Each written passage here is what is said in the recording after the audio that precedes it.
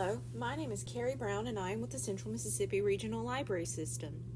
Today I'm going to be reading to you chapters 1 and 2 of Magic Treehouse, Day of the Dragon King, written by Mary Pope Osborne.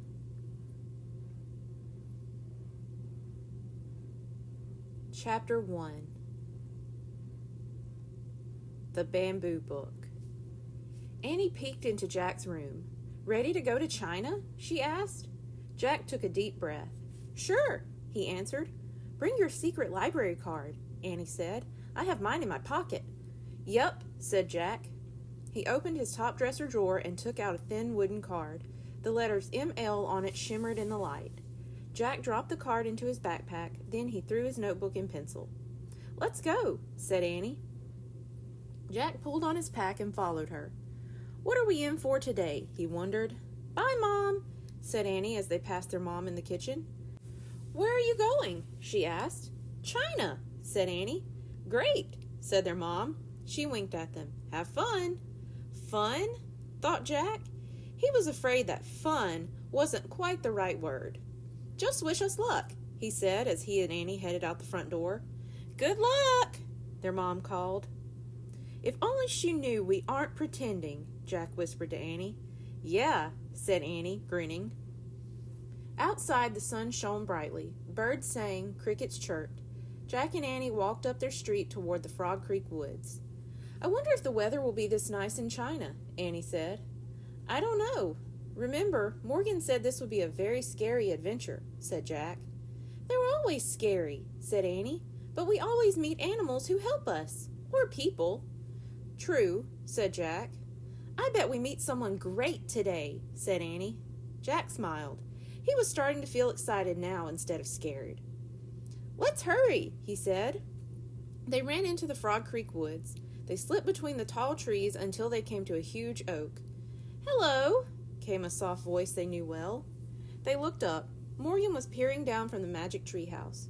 "Ready for your next mission as master librarians?" she asked.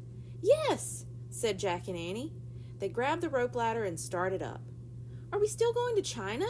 Annie asked when they had climbed into the treehouse. "Indeed," said Morgan. "You're going to ancient China.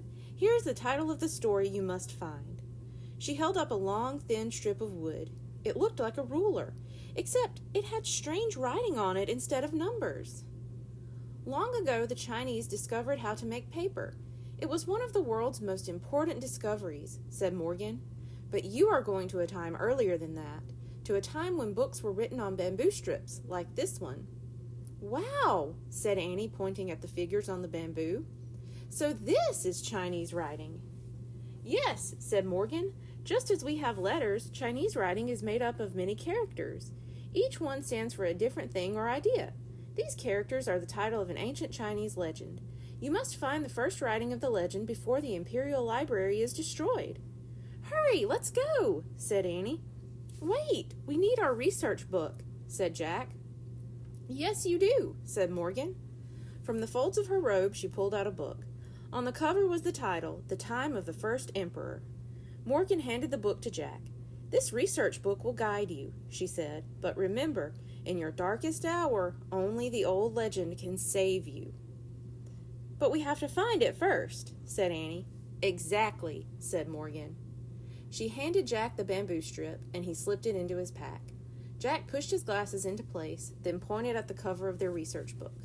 "I wish we could go there," he said. The wind started to blow. The treehouse started to spin. It spun faster and faster. Then everything was still. Absolutely still. Chapter 2. The Cowherd. "Oh, wow," said Annie. "These clothes feel so soft. And look, I have a pocket for my secret library card." Jack opened his eyes. Their clothes had magically changed. They no longer wore jeans, t-shirts, and sneakers.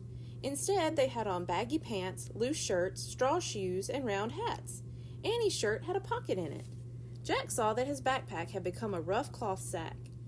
Inside were his research book, his notebook, his library card, and the bamboo strip. "Cows!" said Annie, looking out the window. Jack looked out too. The treehouse had landed in a lone tree in a sunny field. cows grazed, and a young man stood watching over them. At the edge of the field was a farmhouse. Beyond the house was a walled city. "It looks so peaceful," said Annie.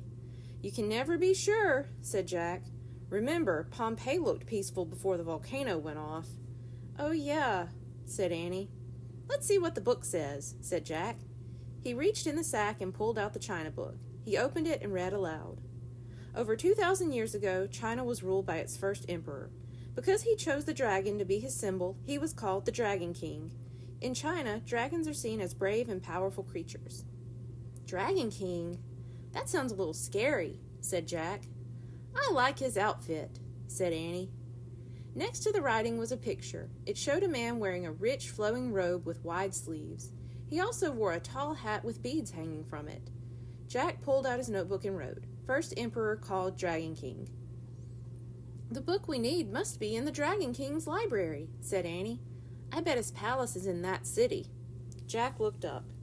"Right," he said, "and that's how we get there." He pointed across the field to a dirt road that led to the walled city. "Good plan," said Annie. She climbed out of the treehouse and started down the rope ladder. Jack threw the China book and his notebook into his sack. He slung the sack over his shoulder and followed Annie. When they reached the ground, they started through the field. "Look, that guy's waving at us," said Annie. The man tending the cows was shouting and waving. He started running toward them. "Uh-oh, what's he want?" said Jack. A moment later, the man stood in their path. He was young and handsome with a kind face. "Can you do me a great favor?" he asked. "I would be most grateful." "Of course," said Annie. "Give a message to the silk weaver. You will see her at the farmhouse," said the young man.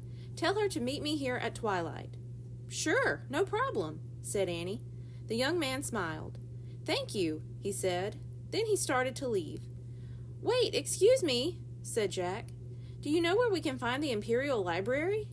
A look of horror crossed the man's kind face. "Why?" he whispered. "Oh, I just wondered," said Jack. The young man shook his head. "Beware of the Dragon King," he said. "Whatever you do, beware." Then he turned and ran back to his cows. "Oh, man," whispered Jack. "Now we know one thing for sure." "What?" asked Annie. "This place is not as peaceful as it seems," Jack said. Thank you. Be sure to tune in next week for chapters 3 and 4. Goodbye.